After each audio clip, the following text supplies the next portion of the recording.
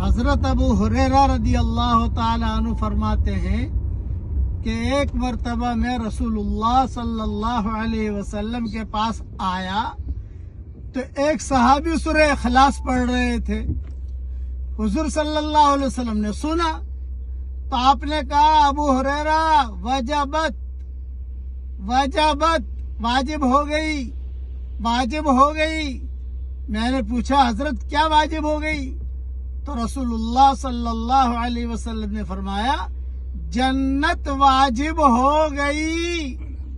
ابو ہریرہ کہتے میرے دل میں آیا کہ میں جا کر ان صحابی کو خبر کروں، لیکن دوپہر کا کھانا میرا تھا حضور صلی اللہ علیہ وسلم کے ساتھ. میں نے کہا کہ ارے بھائی اگر خبر کر لے جاؤں گا تو حضور صلی اللہ علیہ وسلم کے ساتھ کھانا رہ جائے گا، حضور کے ساتھ کھانا مجھے کہاں ملے گا. تو میں کھانے کے بعد ان صحابی کو ڈھونڈا تو صحابی نہیں ملے. یہ مضمون موطا امام مالک میں ہے، اس لیے سورہ اخلاص بہت پڑھیے. اب پڑھ لیجئے میرے ساتھ سورہ اخلاص.